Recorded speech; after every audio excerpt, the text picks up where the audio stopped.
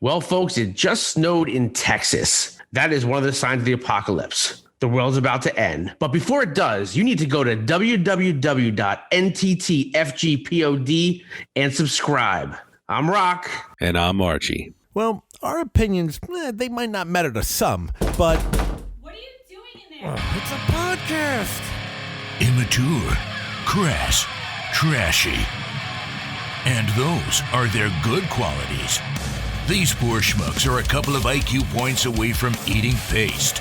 But when it comes to music, sports, and comedy, well, that's all they know.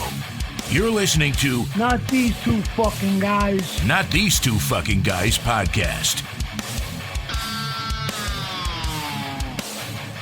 Yo, are you ready for this? Yeah. I can't fucking believe this, bro. Are you going to tell me Bruce is juiced? Are you going to tell me he was bombed in the USA? Are you are you going to tell me the boss was tossed? No fucking way, Oh, dude. my God. If you know Jesus me, you Christ. know me. Bruce Springsteen is one of my top favorite musicians that I fucking cherish, love, respect, and listen to. And masturbate to. It's fucking weirdo. To hear this news at 71. Listen, I don't care. I hope he's laughing, to be honest with you. Yeah. No, it's not a laughing matter for DWI. We know that. Getting into acts. But, like, I don't know. From our story, I think he had a shot of tequila. You know what I'm saying? Yeah, Listen to they're saying it's 2 shots of tequila. So, listen, I think of Bruce Springsteen as the Derek Jeter of baseball. A clean, well-respected career. That, you didn't really hear, you heard rumors about Jeter, but allegedly, he ran a clean career. Correct. I mean, Bruce, I would disagree, and I'm going to go on a limb and say we're not going to have him on this podcast, right? Yeah, probably not. So I'm going to say, there was a little couple stories about him poking other guys' wives. Just saying. No. I don't Dude, you believe that. heard that too. Don't stop. I'll be honest with you. I never heard that. You are a fucking Bruce apologist. Yo, he quoting CNN, right? First of all, let me ask you a question. I'm not going to go off on this type of topic, but the question that I have was that fucking cop was a Republican. First off, number one. All right, here's what I'm going to say. You're going to let this fucking Democrat come strolling right through. It's his own town. It's like fucking, bro, he wasn't in Wyoming. He was in fucking Jersey, right by his house. They said it was like by Sandy Hook or whatever, like a state park. Let me tell you something. If he had 2 shots of tequila and you're the cop in New Jersey, he's Bruce Springsteen is God in New Jersey. God. How in the motherfuck do you give him a ticket and arrest him? How do you think that went? Be the cop. First off, ready? We're gonna role play. Yeah, I'm the cop. You'd be the cop. Hi, Mr. Springsteen. How are you? How you feeling tonight? Were you drinking any? You don't want to talk. Oh, you don't want to take a breathalyzer. Okay, we're gonna handle it this way. No. Totally fine. Bruce, totally fine. I'm having a little party back at my house in a month. You're playing. And I'd be glad to. Yeah, and you're not gonna get arrested. Dude, I just don't. Again, we respect the boys and girls in blue, but I feel like that was something like. But was it caught on a body cam, or was true. Do you know what I'm saying? Was it a body cam / fucking? All right, you ready? You pull somebody over. There had to be. What's the initial reason that I don't think I see? I get reckless driving. So maybe he went through a light. Maybe he fucking made a right on red. Maybe he fucking swerved. Whatever the case may be, you're a cop. I know you pull the license, right? If it's stolen, if it's this, if it's that, right? Bruce Springsteen. That's what comes up on your fucking. But I'm going to play devil's advocate here, right? Yo. So we're of a certain age. That's fucking crazy. If this cop is 22 years old, he doesn't know who the fuck Bruce Springsteen is. Probably not. Yeah. Right? You're talking a 50-year age difference. But and listen, I'm going to defend Bruce here. You just put him down fucking 10 minutes ago. Has he not in the past told us, and I quote, "In fact, I think I'm going down to the well tonight and I'm going to drink till I get my fill." He fucking told us. Why are we so mad? Doesn't make sense. Yeah. I'm not mad. I am not mad at this guy whatsoever. But then, all right, here's another devil's advocate type thing. Like, how about if the cop was like, bro, I can't let this guy fucking kill somebody. He's a national how about if you fucking kill somebody? Of course. Who knows? Who knows, right? But it's Bruce Springsteen. You want to know what I thought about this? You ready? Watch this. You want to know what? You're about 6-7 minutes away, Mr. Springsteen. Get in the car. I'll follow you home. No, not even follow you. Get in the car. Get in the car. We'll get your bike. We'll get your motorcycle tomorrow. There. Was it his motorcycle or was it? It was a motorcycle, which I actually I understand more. I thought it was a car. Do me a favor. It's a motorcycle. Do me a favor. Be the cop. How'd this play out? I'd be like, "Hi, how are you? Oh, license, registration, insurance, please." No problem, officer. No problem. Well, first off, could I help you? It looks like I'm looking at your license. Where were you born? Freehold, in the great town of Freehold. In what country would that be, sir? I was born in the USA. There you go. I would say, Bruce Springsteen. Wow. My dad told me lots about you. Thank you. I heard you are a Jersey piece of royalty. Well, I don't like to talk about myself in that type of constructivism, but some say I might be. All right. Okay, sir. We're not going to give you a ticket. However, officer, I just want to say, if you saw me swerving, there was a little darkness on the edge of town that was over here, and I couldn't see. On yonder. Back in Youngstown. But like, if you're the cop, I just don't know how you're giving the guy a ticket. Drive him home. Yeah, pretty much. He's performing at every fucking family party you have for the next 5 years. Do me a favor, Bruce. I got you, bro. You got me. Like that type of shit? Yeah. I got you, bro. Yeah. With the eyes. People out there can't see me, but my eyes are like this. Wide. Like, hey, man, you got me, right? I got you. Well, Mr. Springsteen, my man's in them. I still love you. I hope you want to know what? I hope he makes a fucking nice donation to Sandy Hook. Like he probably does. They arrested like almost a fucking. It's almost like they arrested the governor. Crazy. I read the story. It looked like he had 2 shots. And tequila smells though. Tequila smells. No, but I heard he was below the limit. So I don't know what that is. So I'm going to say 2 things. So this happened.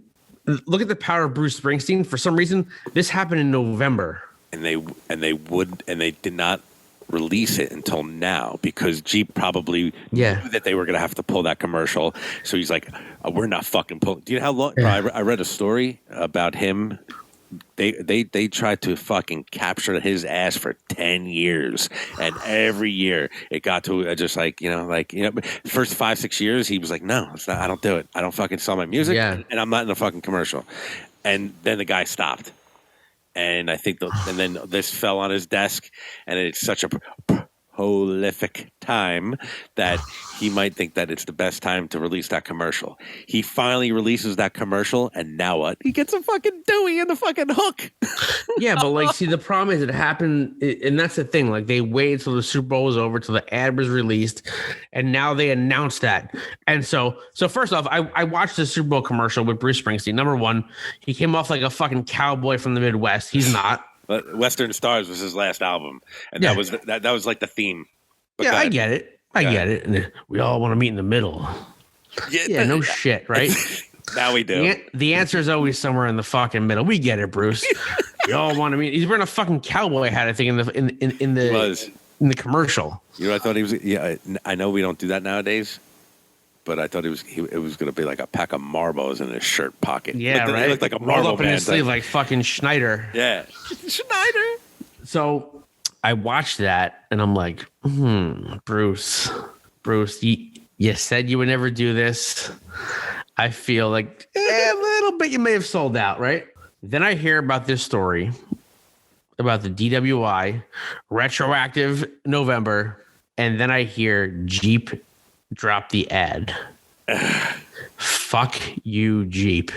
Right? I went completely a 180 on this. Now it's like, now Jeep drops the ad, and it's like, first I was like, Bruce, you kind of sold out there, pal.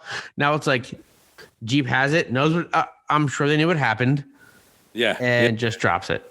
I know. After the Super Bowl, after they got their publicity, after fucking the ad's not going to run probably much longer. They knew going into the Super Bowl that they got to the Super Bowl, paid their money, and it showed, and maybe it showed a little bit after. But I think I think Jeep knew going into the Super Bowl, going, well, I shot myself in the foot on this one, but we're just going to roll with it, right? Well, first off, let me tell you something. That commercial was obnoxiously long for someone who has a 10-second attention span like myself. Yeah, it was pretty long. You got to be in the middle. Yeah, and not for nothing, I get it. I get they were making a point, and it was a, political point, whatever the fuck it was.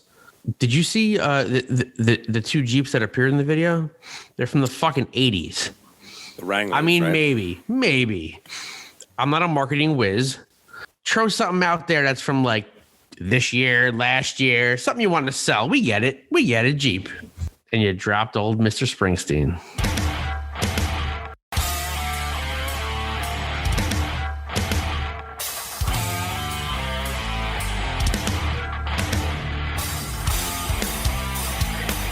Yo, Rocco. What's up, pal? It could take half the interview just naming all of this guest's accomplishments. So I'm going to break it down real quick. You ready? Let's hear it. Record executive. Check. Artist management. Check. Broadcaster, host, interviewer on radio, TV, and internet. Check on all three. Oh, let's not forget author. And check. He is one of the most respected personalities in the world of rock, hard rock, and heavy metal. And to this day, people still try to stump the trunk, which ironically used to happen to Rocco's sister before she got her nose done. Whoa. Welcome to Not These Two Fucking Guys podcast, fellow New Jerseyan Eddie Trunk. Guys, Rocco, Archie, thank you for having me. What's up, dude? First and foremost, how are you and your family?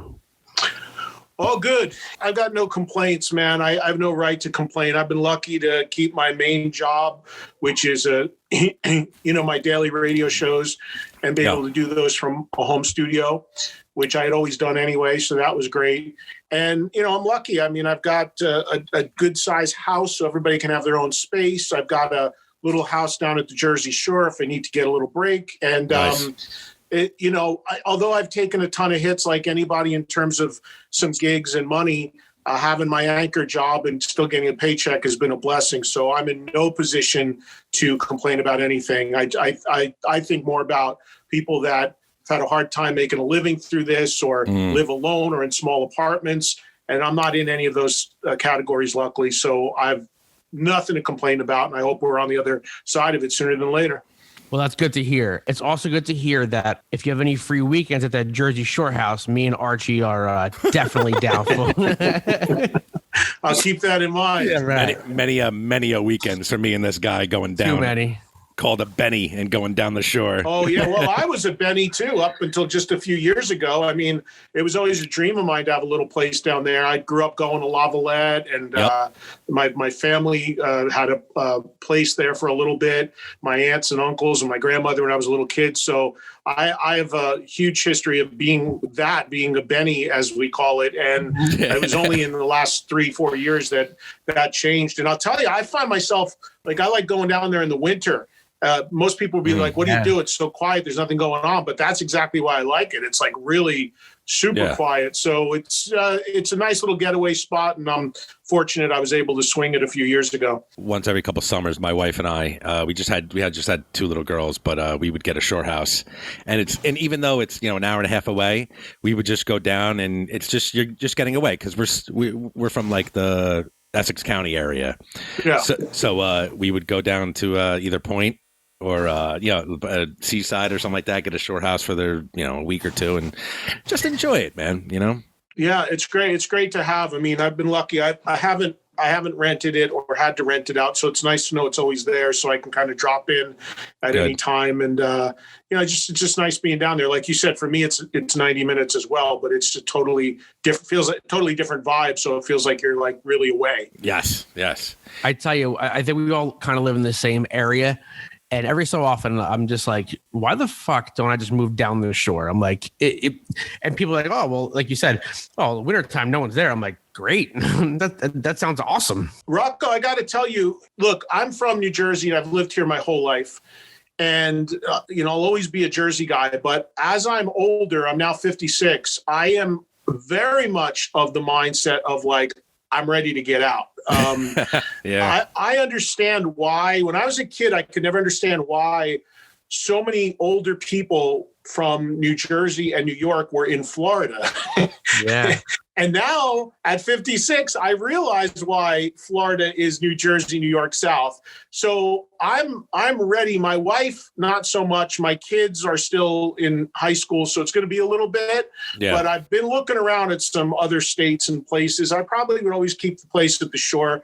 But for full time, at some point, I'm definitely thinking of it. And I said to my wife like a couple of weeks ago, I said, I actually wouldn't mind living down here full time. Like, right, we're right in the area of like Lavalette and around there. And I was just like, I would actually like, I'm so wanting to leave the state, but I actually feel like I'm in a different state when I'm down here. So I put it on the table. I mean, I don't know. The place there is not nearly big enough to live year round, but that's not to say I couldn't change that if I decided to do it. So I don't know, anything's on the table, but it's not a crazy idea because it's so quiet. If you like just chill and quiet and only a couple stores open and everything, it's great. It's awesome. Exactly. So I want to switch it up a little bit. A couple of years ago, the Stanhope House in Stanhope, New Jersey.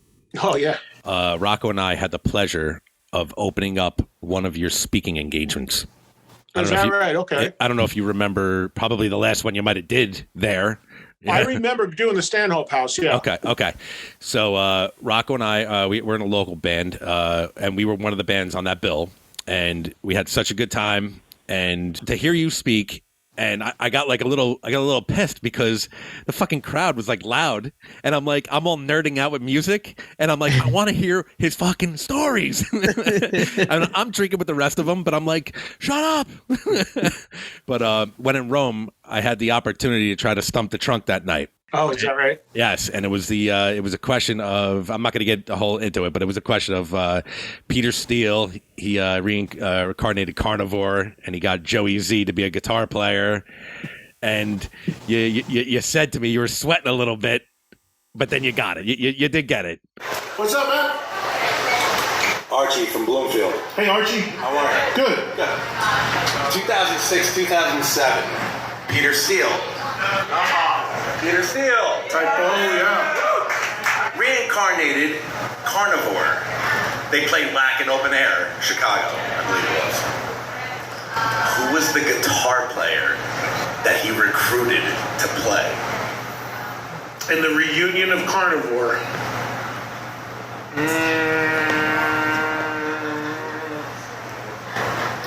Was it anyone that was in Typo? No, but close to the family.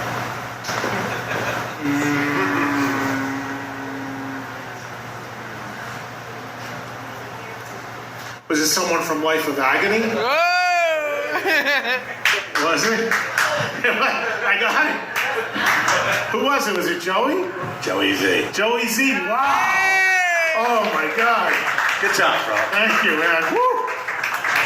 Took me a second, man. I actually got beads of sweat on my head working that one. Oh wow. Well, it's funny, man, because I have people come up to me, whether it's from the TV show or doing live gigs, and they'll say to me, hey, I stumped you on this, or I did. And honestly, it's happened so many times. And I did over 100 episodes of that metal show. I honestly don't remember every encounter, obviously, but it's really funny what a thing that turned into being, and the whole origins of the whole Stump the Trunk thing. And I don't for a minute think I know it all. Yeah. And it just became a fun thing that got played up and turned into really a big deal for a while. And I'm just grateful to be known for something and have the chance to do it. But I went around the country and did speaking things like that. And they were a lot of fun, and they were very different every environment, as you would imagine. Mm-hmm. So, and some, like Stanhope House, was interesting. And it was fine.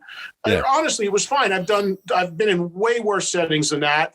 And I've been in amazing settings too. So you just don't know. Like, a lot of the problem you run into when you do bars and clubs is that, and you understand, people are out for a night, they're drinking, they're amped up, they're they're listening to music. If there's 5 rock bands on before you, and then all of a sudden you got this guy coming out and sitting there saying, "Let me tell you about the time I interviewed Axl Rose." Like, the fuck, who cares?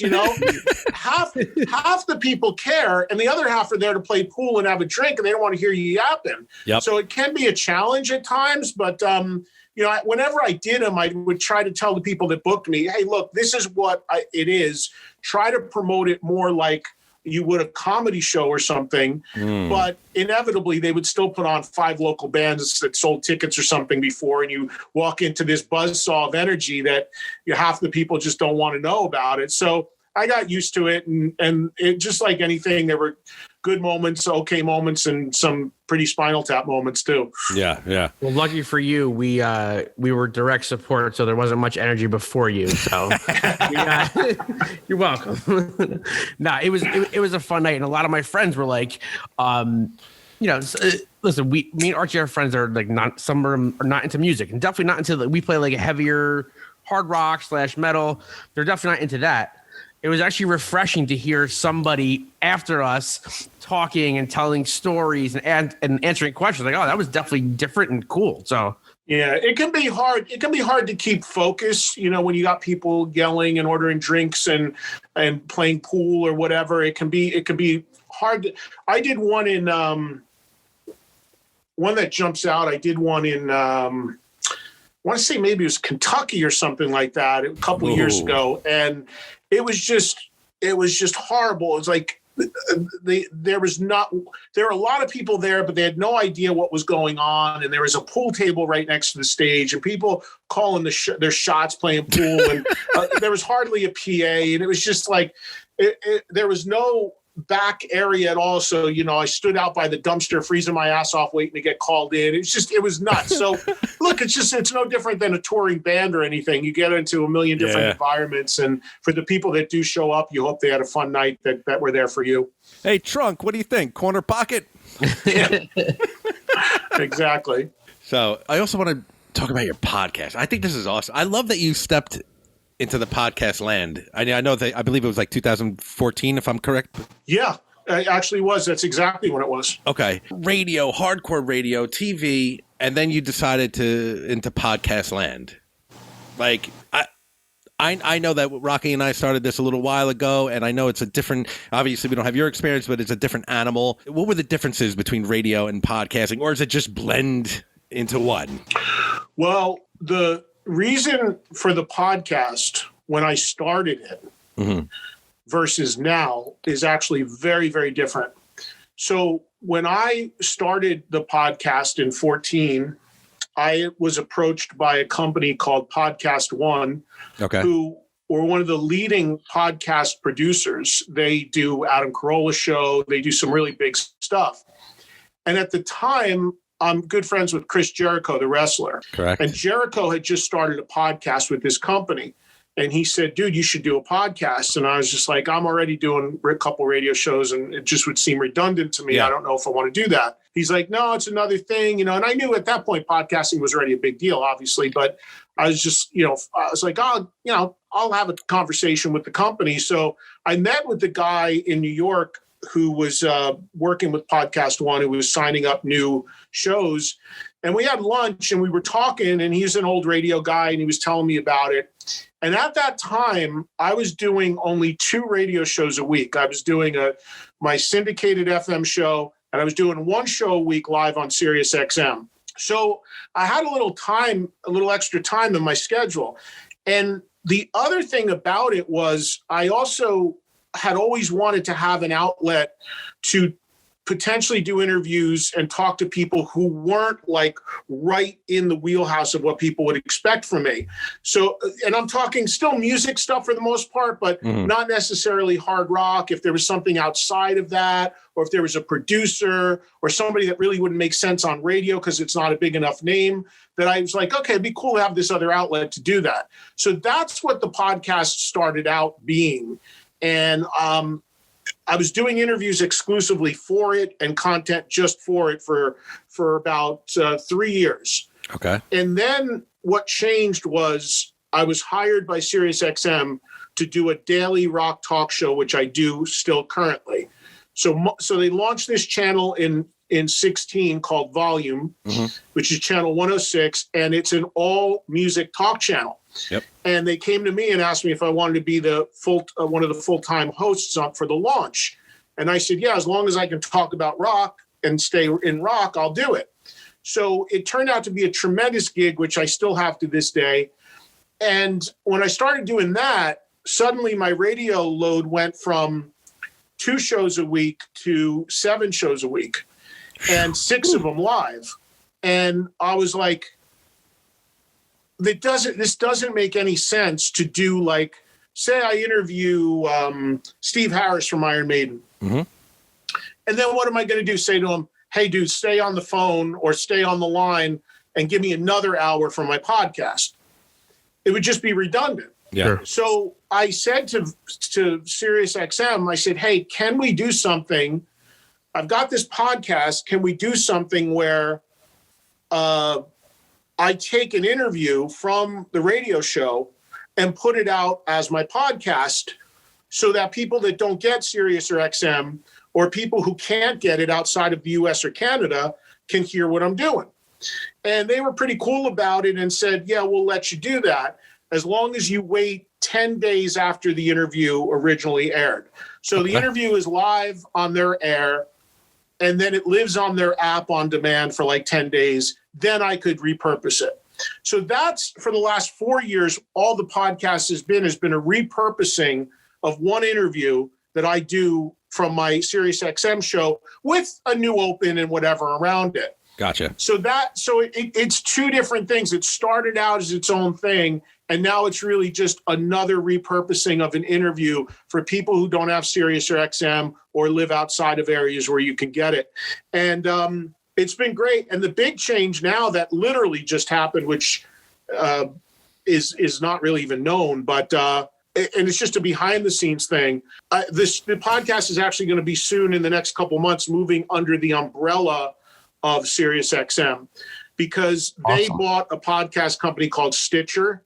So now it's going to be completely in-house with them. And it's nothing against Podcast One. They've been great, and it's been great to work with them. But if the content's coming from the radio show anyway, keeping it all under the same umbrella creates even more opportunities to cross-promote it.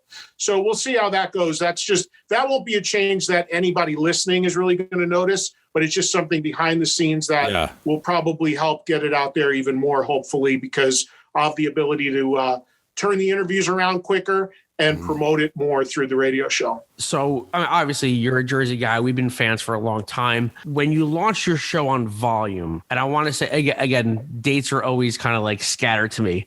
But too. I want to say it was 2016. It was around that time, and you had one of my favorite artists on. It was a very poignant interview with Phil Anselmo. Yeah. This was right after, or not right after, but I guess months after the Dime Bash incident. And I thought, for a new platform you were doing with this channel, like, what a great interview, because Phil's an intense dude. He's, you guys even talked about like almost people are intimidated by him, but I thought it was awesome of how, not saying you stood up to him, but you weren't going to let those questions go about what happened at Dime Bash. And Phil went through the gamut of emotion to angry, pissed, happy, joking, feeling loved from the couple callers you took. And I thought that interview like really just had it all. Yeah, I remember that very clearly. And that was done in person. He was in the studio with me, sitting right next to me.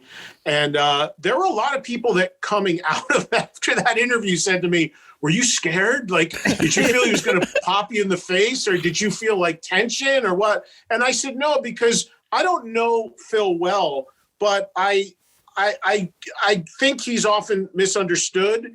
And I think because of the way he talks, and he's a very intense, deep, And I think people misinterpret that for him being like trying to be intimidating or whatever. But I don't really get that. I think that's just, from where he's from and, how he speaks.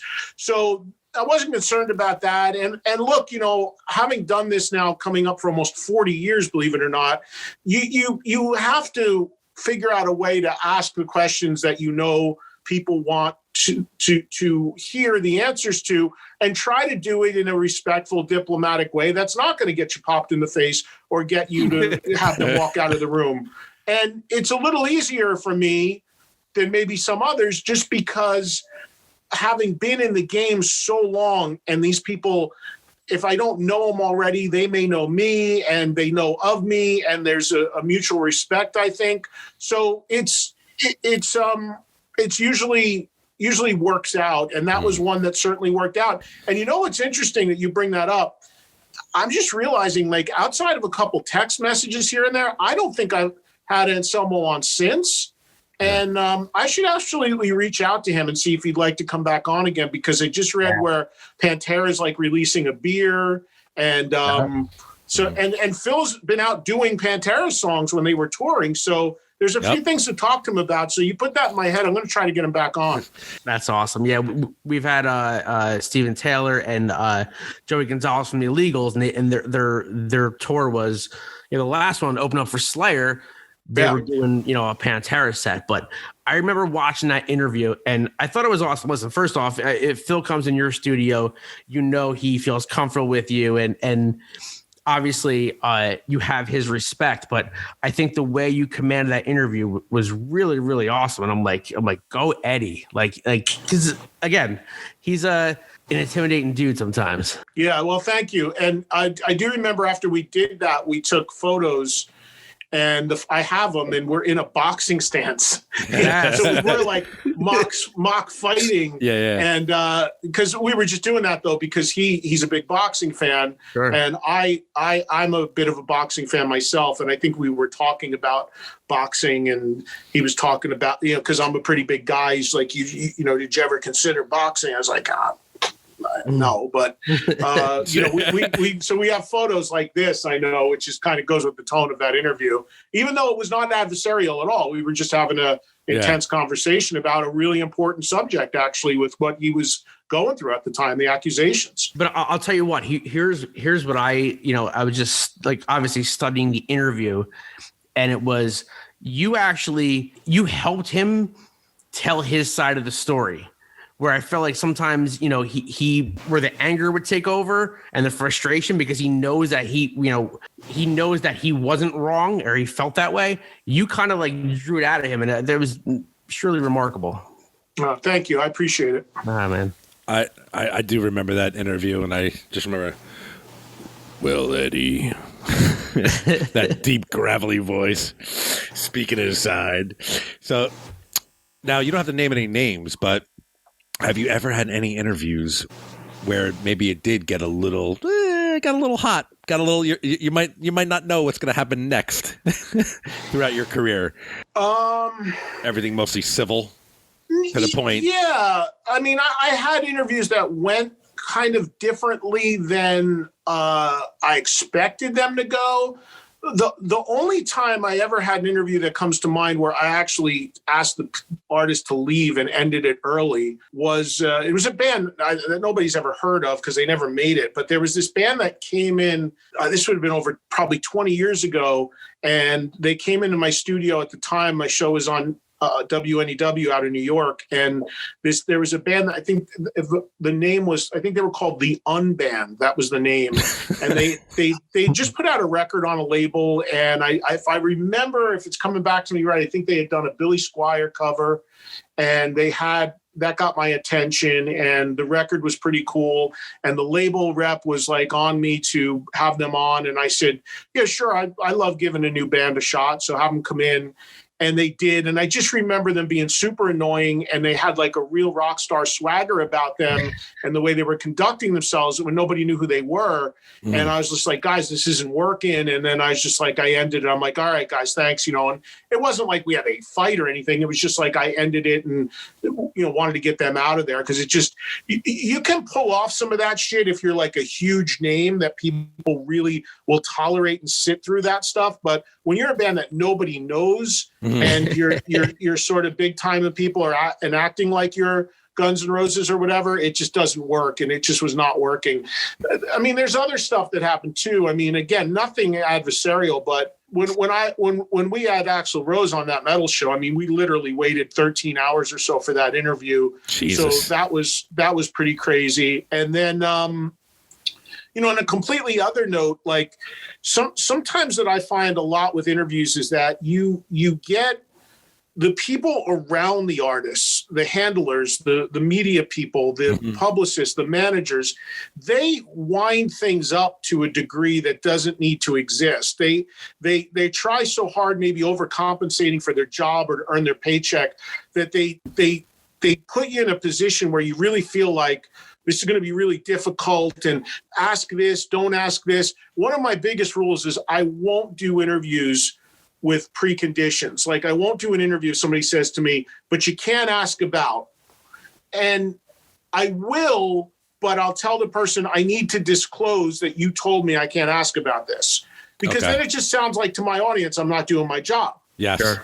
Or I'll tell them, look, you can answer this however you want, but you can't tell me I can't ask it. Like, I'll never forget the first time Zakk Wylde was out of Ozzy's band.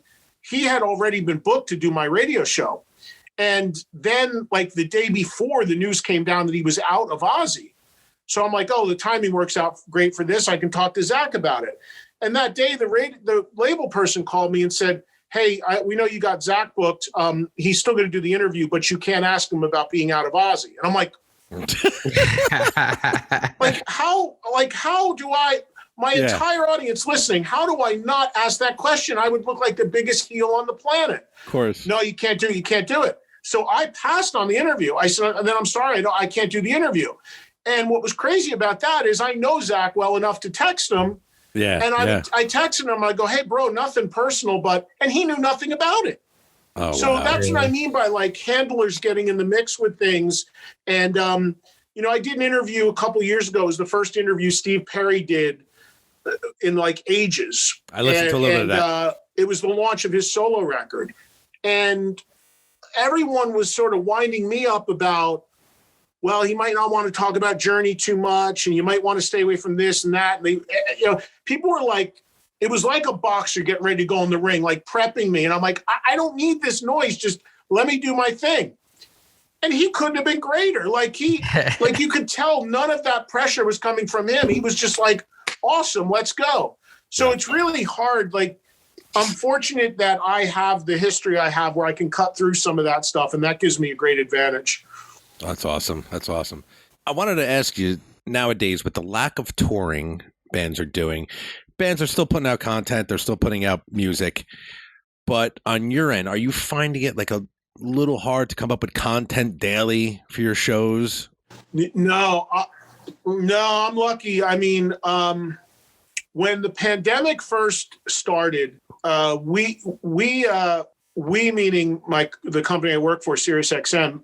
So I'll never forget this call. It was crazy. My program director calls me up, and I had always worked from a home studio. I just don't want to go to New York City every day from New Jersey. It's just not, it's part of my deal. Like long before the pandemic, I'm like, it doesn't make a difference where I work from. If somebody's coming into the studio, like that Anselmo interview or something, fine, I'll come into the city. But generally, I just don't do it or want to do it. So I had always worked from home, and I got a call from the program director, and he said, so they're closing all the buildings like tomorrow or something.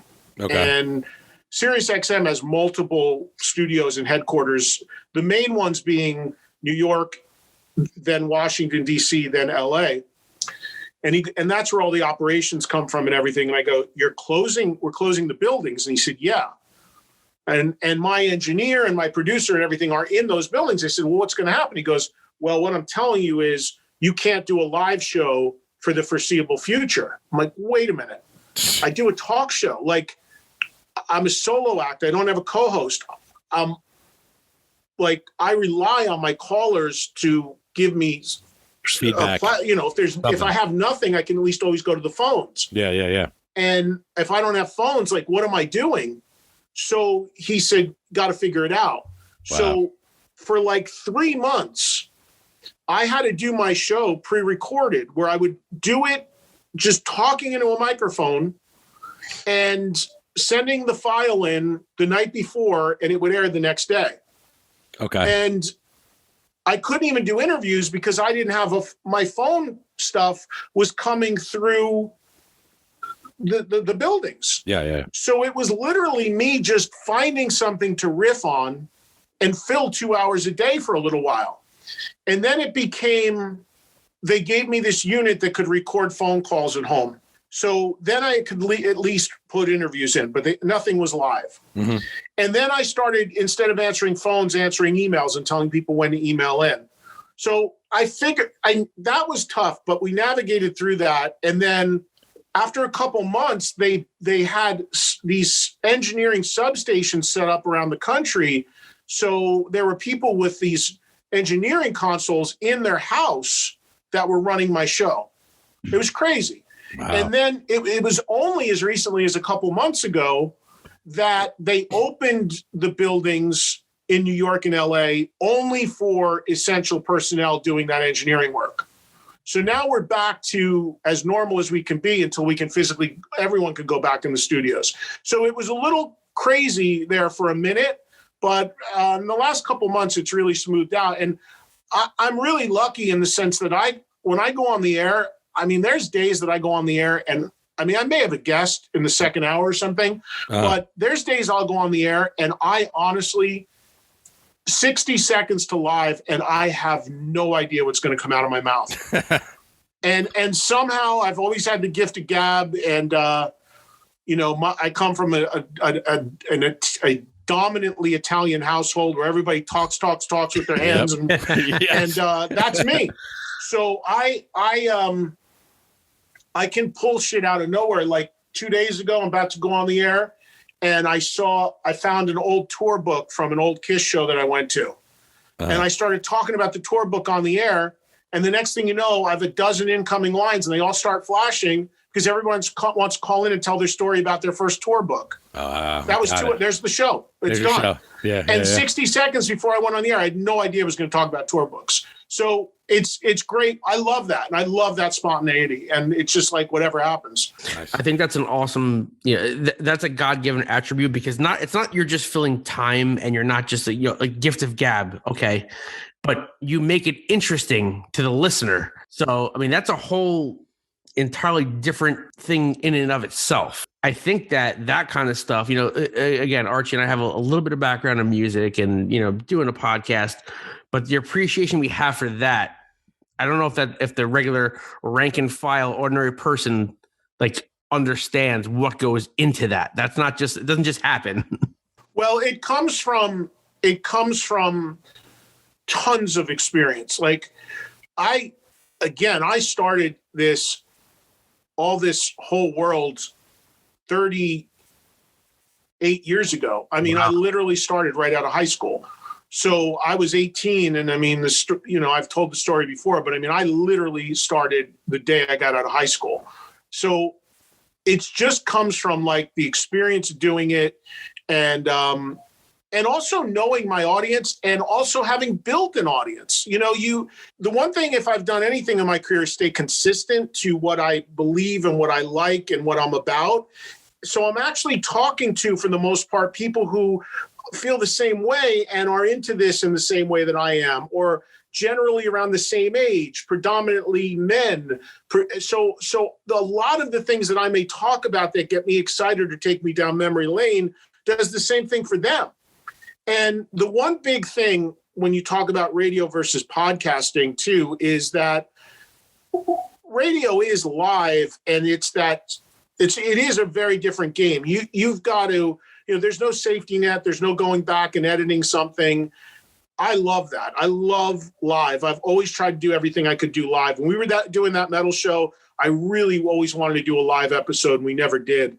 But I love that, and I love knowing that I may not be able to see them. I may not know what they're doing, but I know that if I need them, I can give out that phone number, and I know that I can get some people that are going to help me get through that show, because they might just call up.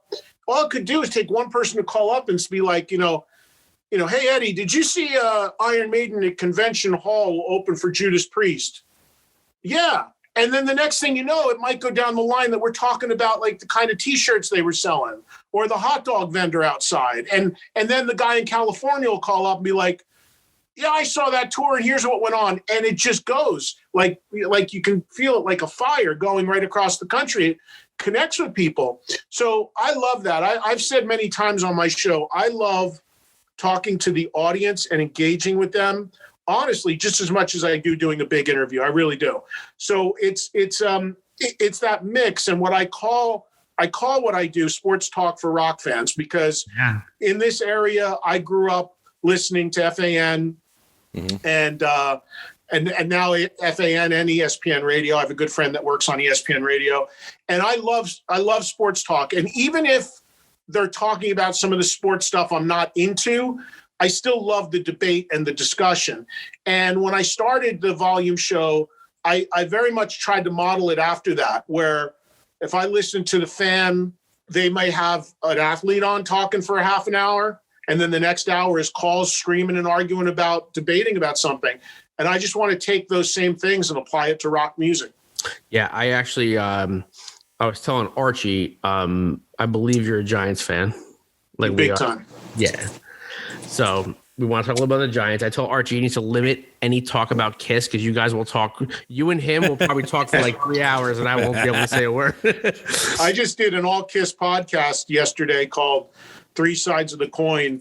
I know those guys have been on with them a couple times, and I think for like 7-8 years they've been doing a weekly all Kiss podcast. It's crazy, but if you're deep into it, it's great. So we did like a 2-hour nonstop. They had me on as a guest, a nonstop Kiss Geek podcast, and it was funny because it was about stuff that actually didn't happen. It was like what if scenarios. So that's really deep. That's when you're stepping into uncharted territories. Yeah. But you mentioned that metal show.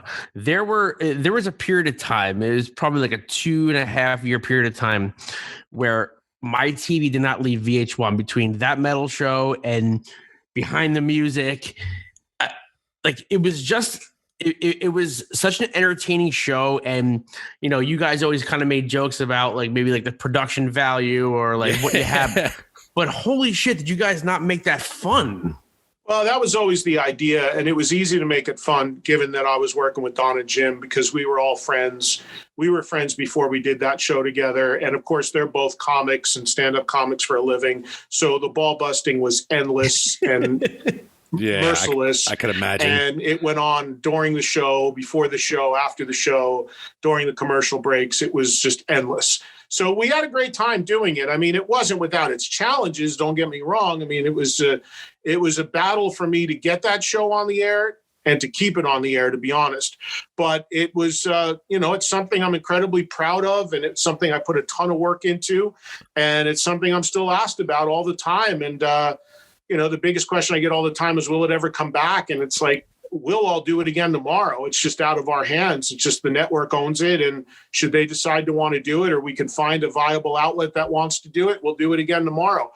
There's a lot of people that when I say that, the initial thing is like, just do it on YouTube, dude. And it's like, it doesn't work that way. It's like I want to be able to do it at least of the quality that we had been doing it. Sure. And believe it or not, as much as we goofed on the production value, it wasn't super cheap to do. So you need to have money. Not that we made a ton of money, but you need to have money to have it be at least of the quality that it was. Yeah. Because then if you don't do that, then it's just another stupid YouTube show again, so you can't win in that scenario. So I understand the future is online and streaming and Netflix and all that, but I want to be able to do it at least of a quality that we were doing it at, if not beyond that. And it's just, to make the math work and have it make sense for everybody is difficult. And you've got to have a network that wants to be invested in it. And VH1 owns that property still. So I had a conversation with them a couple weeks ago. There's one guy left there from my time that's still there. And, there's some new things they're going to try down the line, and who knows how that plays out and who knows what that might mean. But the interesting thing is they just started putting the old episodes on the VH1 website. So that's never happened before. So we'll see. I never say never, and we're all on board to do it, but it's out of our hands for the most part. If another network stepped up tomorrow and said, hey, we want to do it. If Netflix called tomorrow and said, we want to do it, we could do it. We'd have to figure out the way to do it, but we could do it. So it's just really what it boils down to is finding the outlet that could do it and also monetize it to make it work so everyone got paid. And I'm not even talking about us as hosts. I'm talking about the staff, the producers. You got an audience. There's a live audience. There's an audience wrangler there. The artists, some of them had to be flown in. It's not, we joke that we were Wayne's World, but we did, there was overhead there. It was a significant amount of money to make that happen. Yeah. I tell you though, you guys had awesome guests, like you said, Jericho, Phil Anselmo, M Shadows. I mean, it wasn't like you were getting the producer from some obscure album. It was good guests, so it was super entertaining. Yeah, there really is not a. Just about any major artist you can name had been on that show at one point. And then we were very proud of having newer emerging artists on and younger artists and mixing it up as we went, getting more diverse as we went. We were really up for that. And, a lot of the guests, and this isn't just me, tooting my own horn at all, but the huge majority of the guests I personally booked because I had relationships with them.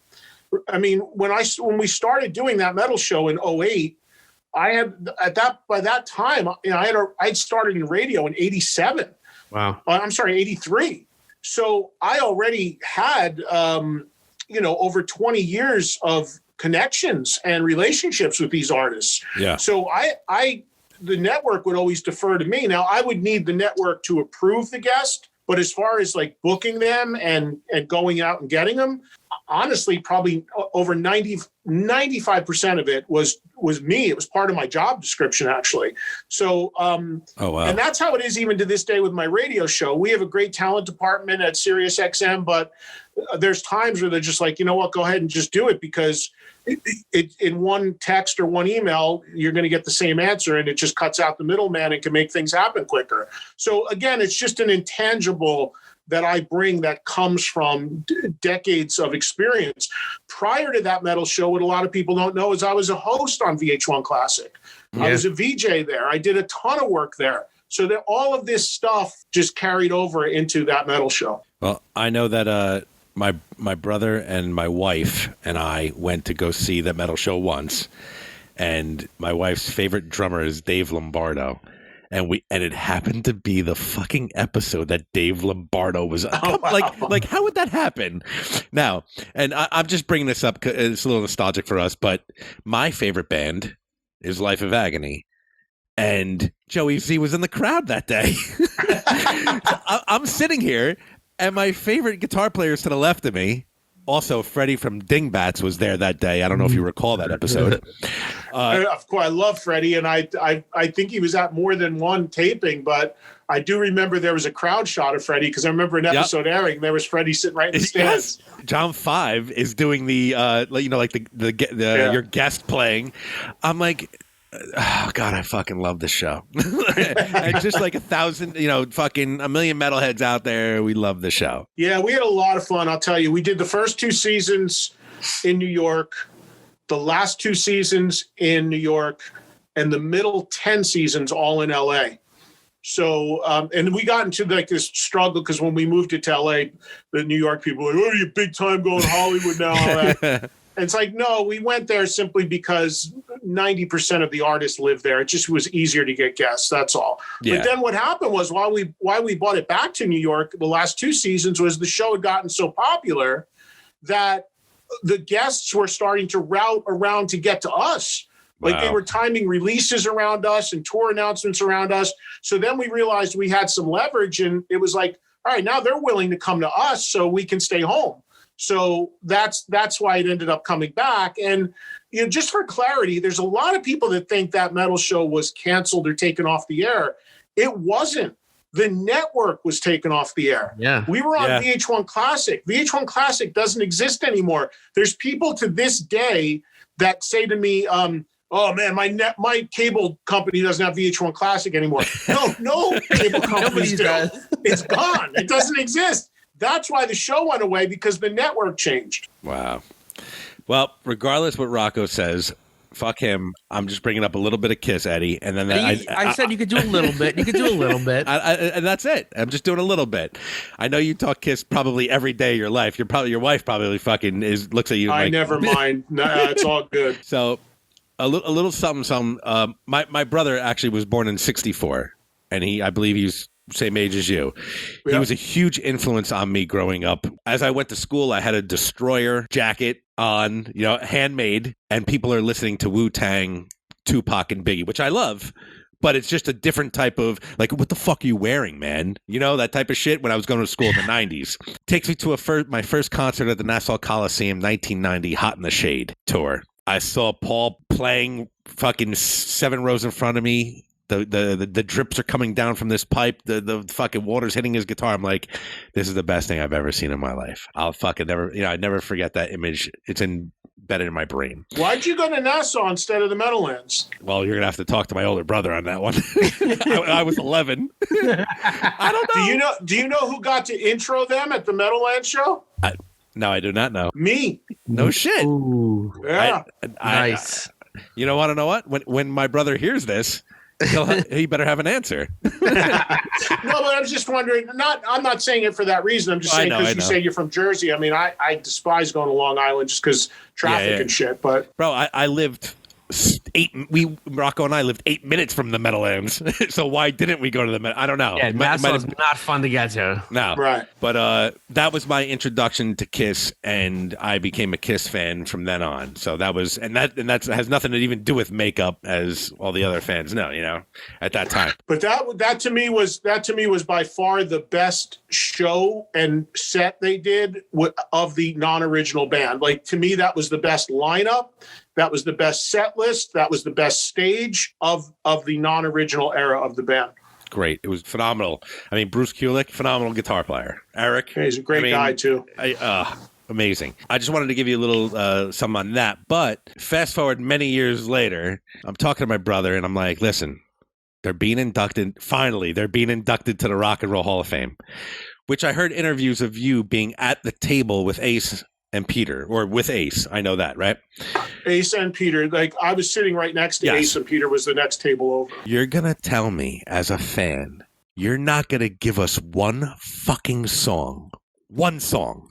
Just one. You don't have to lie back in bed with them. You don't have to give Peter a stress test. You don't have to put Ace on a treadmill. You don't have to do one song. One song. I'm texting. I remember I was delivering pizza at that time. I'm texting my brother. I'm like, what the fuck is the matter with them? Like it's a big deal. Like it's gonna bother me. I'm like, what the fuck is their problem?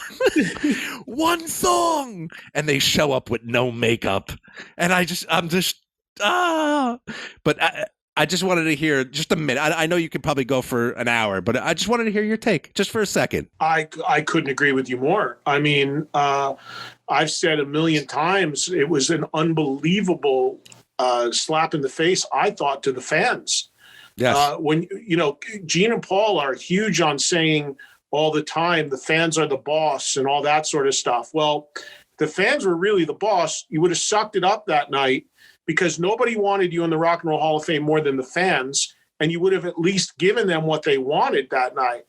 And look, I have a really weird thing with Kiss because people know me as being such a big Kiss fan, and I am, and they were the gateway band for me. But I also am very honest about how I feel about things. And with them in any band, like if there's an era or a period or something they did in their history that I don't like, I'm vocal about it, like any fan should have the right to be. Correct. And most bands and their fans are like that and understand that, but there's a segment of Kiss fans where you can't have a dissenting opinion or you get branded as the enemy or something. Yeah. And it's really always been very bizarre to me, but I don't cave to that stuff. I'll always be a fan. I can say this with full confidence. I've probably more consistently supported that band in every incarnation more than certainly in their home market, New York City, more so than anybody ever has. I fought for them to get in the Rock and Roll Hall of Fame. And, Ace and Peter to this day are still dear friends. But it's just insane that Gene and Paul refused to play a song with them. And that's the simple truth. And I know this because not only was I there, but I worked, I helped and took calls and had discussions with Ace and Peter throughout that whole thing because what had happened was Gene and Paul wanted to play, but they wanted to play with the current version of the band who were not being inducted into the Rock and Roll Hall of Fame. And Ace and Peter, as you would imagine, their position was like, wait a minute. So we're supposed to stay in our seats, watch two guys impersonating us who aren't being inducted, and then go up and put on a big smile. And they had no recourse against that happening than to say, if that happens, we don't show up. Yeah. And that's the last thing the Rock and Roll Hall of Fame wants is for people being inducted to boycott it and not physically be there. So when they threatened that, the concession back was, okay, nobody plays. Gene and Paul won't let them play. Ace and Peter won't let the other two guys play and watch them. So nobody plays.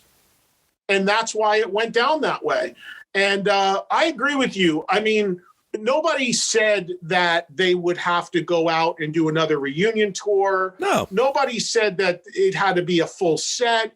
But even out of makeup, 2 songs just to give some closure to that and give the fans what they wanted, they could not do it. And it's such a lost opportunity, Archie, because I think about this all the time. It's like, those 4 guys, when you see that photo of them holding their Rock and Roll Hall of Fame things, that press photo, photo from the press room, to this day, that's the last time those 4 guys were ever in the same room together. Yeah. And we all know the clock's ticking and time's ticking, and that was a lost opportunity. And the other thing about it, which is sucks so bad for the fans, is we all wanted that moment. And me and all the other fans fought and lobbied and wanted them in the Hall of Fame. Against all odds, they finally get in. And we were shortchanged because the Kiss thing was a blip on the radar, because since they didn't play, all it was them talking a few minutes and they were done quicker than any other band. It was ridiculous. Springsteen's band, who was inducted, are still talking. They're still on the podium. It's like as Kiss fans, we got shafted because we got no performance. We got no tribute performance. We got nothing but thank you and okay, we're out of here and we're all going to take pictures all wearing sunglasses and leave. Well, I mean, that's what we got for like 15 years of screaming for them going in the Hall of Fame. All because, if we're being totally honest, Gene and Paul refused to take the stage with those guys. And I have a theory about that too. And the reason I was at the taping of Kiss Unplugged, and when they brought out Ace and Peter, the crowd went bonkers. And that's what led to them having to do a reunion in 96. Okay. And I'm sure in their mind, for their business model, it would not work to put that whole big, like they knew if they played, people were going to go crazy again and want that again, and it would derail their whole thing Gotcha. of playing with the current lineup that they have now. I'll tell you this. I thought I was upset, and I can't think of the show. It was on, I think it was on a VH1. Maybe it was like Bands Reunited. I was upset when every episode I watched of that show, like 2001, 2002, every band got together and like did something extreme. Nuno Betancourt and Gary Sharon didn't. And I'm like, you're fucking kidding me, right? I actually thought that was extremely cool, believe it or not. Listen, it's not what you guys felt about the Rock and Roll Hall of Fame, but I felt it right here, man. Well, they are back together and have been ever since then. But I just thought that, why I always thought that was cool was because, and a lot of people thought Nuno was such a dick about that and whatever, but I always thought it was cool because he didn't cave to it. He was eating. Who are you? No, I'm not signing it. What are you, crazy? Like, he held his ground, and then later on he did it on his terms. But I always thought that was like really cool. I mean, I've talked to Nuno about that. He's a friend, but I just thought he was like the one guy that would not cave, and I just thought that was actually really cool. That's great. It's so funny because I was like a big Extreme fan, and I'm like, I saw every band was like, yeah, and right. the one I wanted to see, I'm like, no way, that's impossible. Yeah, I thought it was fun. I thought because it was so like bucking the trend, I just thought it was really cool. But back to the Hall, I mean, there's a huge history of bands sucking it up for the moment for their fans. Cheap Trick, who was inducted, they were in a lawsuit with Bunny Carlos, and they said, yeah, we'll do the few songs because he's being inducted, and they played with him. The same with Heart. Heart, those people that were in Heart, they weren't in the band anymore. That's the right thing to do. They did it. Kiss couldn't make it work. Well, it's a shame, honestly. I again, not a Kiss fan. Just a short change for the fans. That's all. It really is. Yeah, that's yes, 100%. Because I feel that, you want to know what? That could have been your last hurrah. You didn't have to go back on tour. That was your last hurrah. You fucking made it. You got into the pearly gates. I know Paul didn't think about, those were the pearly gates, but I'm saying you got in, and that's it. You could have just did one more song and called it. Even if you hate the Rock and Roll Hall of Fame, which again, they kind of went in kicking and screaming like you alluded to. Yeah. But if you talk to any of these artists, the Rock and Roll Hall of Fame is about, it's a fan thing. The fans get more excited than anybody. It's some sort of validation for the fans. So for a band that all they do is talk about how the fans are the bosses, they didn't let them have what they wanted that night. Well, I'll tell you, Eddie, you could definitely take solace in the fact that you've done so much for bands, for lobbying to get them in the Rock and Roll Hall of Fame. You've been very vocal. Once they're there, hey, listen, if they can't get it together, they can't get it together, right? Yeah, I mean, I'm a voter. I do vote for the Hall of Fame. I've been a voter for about 5 years, which, as much as I hammer the Hall of Fame, I do have to give them credit because it's gotten better in recent years. And, even though I've been vocal about it, they actually put me on the voting committee. So I'm one of about 1,000 people total that actually determines who gets in. Now, just to be clear, I don't, and the voting panel doesn't decide who gets nominated. A different group does that, and a much smaller group. But then when they pick the nominees, those ballots go to me and about 1,000 other people, and we determine who goes in. Of the 12 people they'll give us, the 5 that actually go in. So it's a pretty important thing, and I take it really seriously. And I think one of the reasons why it's changed and gotten better for rock acts is because they've let more people in with sensibilities like mine that are, into more hard rock music. And also, when a band gets inducted, they themselves then get votes going forward. So now that Rush or Kiss or Cheap Trick or Alice Cooper are finally in, they actually get to vote every year as well. That's cool. That's awesome. We got a couple more for you. I can't let you go without knowing what you thought about the end of the Giants season. Again, obviously didn't win more than 6 games to have a case for the playoffs, but what did you think about that last game with Philadelphia? Now, Doug Pierce said he ultimately got fired for it, but what are your thoughts? I don't know if he got fired for that. Did they ever say he actually got fired for that? I'm not sure. I don't know if they tied it to it, but he basically tanked that game to get a higher draft pick, and now he's not going to be the coach anymore, which sucks for him. I think, look, you can easily say, as a Giant fan, sour grapes, stop crying. You should have won a couple more games. I get all that. Okay. It was such a blatant tank. It was crazy. Yeah. Mm-hmm. And the other thing about it, to me, is I think the NFL has a real problem that they need to address. And if that doesn't get them to address it, they're never going to. And that is the blatant tanking for draft picks. Like, they need to install, like the NBA has a lottery or something, because it's crazy. Like, the Jet fans were outraged they actually won a game. Like, you can't have your sport like that blatantly having fans root for losing, or a coach of a franchise blatantly tanking a game.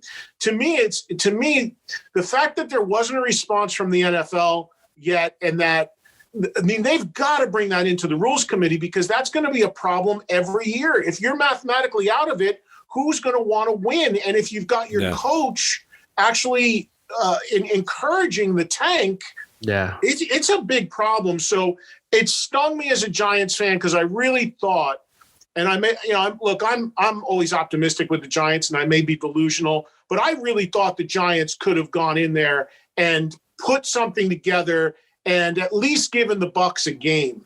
Agreed. I think the Giants, just Brady seeing the Giants would have been in his head a little bit. Agreed. In a playoff scenario. So I thought they would have given a hell of a lot better game than Washington ended up giving them. And it would have been fun to get another game and see what happens. But that was horrible. And Peterson should have been fired for a lot of reasons. But I think the bigger issue is the NFL has to look into that. I think that's a problem that's getting bigger and bigger every year. And you've got to fix that, because it's not going to stop. I especially think too, because it's such a contact sport. Those are guys who suit up, practice all week, are giving it their all. I think when it's a contact sport, and if one team is going to tank or what have you, a predetermined outcome, whatever it is, people can get hurt. And I think because there's only 16 games in the year, that they need to, every game is precious. And for that kind of thing, I know that some people say, well, the Giants fans don't have a kick coming because they won 6 games, but they would have still been on top of their division, right? And like you said, I think they would have given the Bucs a game. I think that us, after the year, in sports, watching a Giants playoff game, I'll take that rather than a draft pick. The other big aspect of it, which should be a big flag in consideration for the NFL as well, is the fact that here in New Jersey, sports gambling is legal. And now in other parts of the country, it was always legal in Vegas, and some other states it's legal too. So you actually have legalized sports betting, and you've got a coach blatantly tanking a game. There's implications there too. You could do an investigation. What about if Peterson had, over under money, or had the line, or had some money in somewhere? You don't know. That's another huge consideration. Of course, sports gambling's gone on forever illegally, but now it's actually legal in some places. So I was saying to people when that happened that the NFL should investigate. And they're like, investigate what? What are you talking about? I'm like, find out if the guy had money in a book somewhere or something. I mean, whether it's on the over under or whatever. I mean, you put in a third string quarterback when you were like, I mean, it's the craziest thing I've ever seen. The guy was horrible. He could, and that's the thing. You can't, can you imagine those players who are programmed to win and practiced and fight hard, and there they are, they're in a game that they're expected to lose, and then all of a sudden this guy, they actually put in an incompetent player to intentionally lose the game. It's bad on so many levels. It's a horrible look for the NFL. And again, unrelated to the Giants, I mean, just in the New York market, you literally, I'm not a Jets fan, but you had Jet fans, back page of the paper, pissed off that they won a game. I know.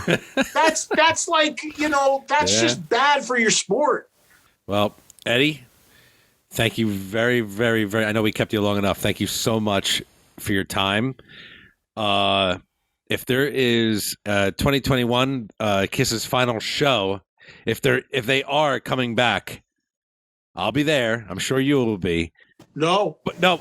I'm saying if the 4 members are coming back, I'm sure I'll be there. But if the 4 members are not coming back, I will not be going to their last show. Yeah, no. Well, I also unless there's some semblance of like the original rumor. band. Yeah, that's what I'm saying. Yeah, I checked out after the first farewell tour. Yes. But and again, I got to always say this because it comes off wrong. I have no ill will against Tommy Thayer or Eric Singer. They're great people. They're great musicians. They're great. I know them. I have no issue with them. Never did. Anyone would take that gig. If it wasn't them, someone else would be doing it. I love Eric Singer. I always have to be clear about that. Absolutely. But it's just a line that was crossed that I can't look at and I don't go to. But if they bring, if the other guys are back, great. But I seriously doubt. Yeah. I seriously doubt that happens with the original guys. So more than likely I won't be there. And here's the other thing. Is anybody going to believe ever that the Final Kiss show is the Final Kiss show? I know. I mean, come on. Ozzy's final show was in 1992. For real. Very true. Very true. Yes. Again, dude, thank you so much, man. Brother, we appreciate it. We appreciate your time. Rocco, I can speak for Rocco and I. We are big fans of yours. We enjoy whoever you interview. We know personally down deep that metal show will be back somewhere, somehow, some way, and we can't wait. And I know it will be. Well, deep down inside, I feel that way. And I feel that way because of the fans. They will not let it die. This show has been off the air now for this will be the 6th year, and I'm still asked about it every day. The fact that it's popped up on YouTube has got people watching it again and talking about it. It just seems like the fans won't let it die, and as long as they keep talking about it and pushing it and keeping it alive in that way, anything's possible. So I don't rule anything out, and it's just really important for the fans to know the reason it hasn't come back has absolutely nothing to do with myself, Don, or Jim. The three of us are still really good friends. I was just talking to them a second ago, actually. And, we just also realized that you got to move on. It's out of our control. So when it ended, those guys went back focusing on what they do, which is stand up and comedy. I went to what I've always done, which is predominantly radio. I did do a TV series in the last few years for Access TV. That was fun. But, I'm open to everything at this point. And, that metal show was something that I'm very proud of. So if it came back and there's a chance to do it, we'd all do it tomorrow. Well, we'll tell you this. We love your interview style. You ask real questions. You're a fan. And a lot of people that we see that cover, whether it be sports, whether it be music, sometimes they make themselves feel like they're bigger than the genre they're covering. But it comes, true to heart. Like, you're a fan at heart. And I think that's what drew us to you. And we appreciate your time, and tell us where everybody can find you on the internet. Well, I appreciate you saying that. I really do, Rocco. And that's exactly how I feel. I don't, people have called me a journalist and stuff. And I'm like, I'm not a journalist. I'm just a fan. Yep. I always think of myself as just a fan. And because I'm just a fan, sometimes I'm so fan-like that fans can't handle it, because it's like I will have differing opinions on stuff. I like to talk, whether it's radio or TV, just like I would if I was at a bar talking with you guys about music. I don't think that wall should be there. I think we should all be able to have respectful debates and discussions about the bands we love. So I've always felt, I've always identified as a fan first and foremost. I'm lucky that I've got the platforms and the following and the career I've had and put a lot of work into it. But at the end of the day, I still relate exactly as a fan would. And as far as finding me, social media is just at Eddie Trunk, Twitter and Instagram, where I'm most active. And the radio show, if you have Sirius or XM, every day is live 2 to 4 Eastern, channel 106 volume. You can hear it on the app as well, streaming live. It replays every night, 10 to midnight Eastern as well. And there's a 6th show on Sirius XM on Mondays, 5 to 8 Eastern. That's on Hair Nation 39. And there's a syndicated show in the New York area. It airs Friday nights at 11 on Q104.3. And the podcast, which is every week. And as we talked about earlier, is basically a repurpose of one of the interviews. So it's 8 shows a week, 6 live, and whatever else drops in my lap. And hopefully after this whole pandemic madness goes away, I was spending a lot of time on the road broadcasting from different events. I was doing a monthly show from the Rainbow in LA. Hopefully that all comes back when we're able to move around and travel again, which hopefully will be by the end of the year. After all that, Eddie, it sounds like you need a hobby. I keep busy, but I'm always like, the one thing I wish I learned how to do is play guitar. And I was like, during this pandemic, I'm like, I'm going to have a lot of time now. I'll just be sitting home for a year. Maybe I'll just do that. And it just turned out I just didn't have the time. So I still haven't learned how to play a note. Ladies and gentlemen. Archie either, and he's a guitar player. Go fuck yourself, Rocky. Ladies and gentlemen, the great Eddie Trunk. Rocco and I will see you in Lavalette this summer. We love hot dogs and hamburgers. Guys. Everyone. Eddie, thank you so much. You are welcome. I'll gladly throw for a couple of Jersey guys. I'll throw a tail ham, egg, and cheese on for you. Yes. Whatever you want, a cheesesteak from Midway, whatever you want to do, we'll do it. Oh my God. Brother, man. Awesome. Hopefully one day down the road we get to do this in person somewhere, somehow. Yeah, but for sure, guys. Thank you so much. I enjoyed it. Thank you, brother. Pal. Stay well. Stay safe. Take care. You too. Bye-bye. Bye-bye.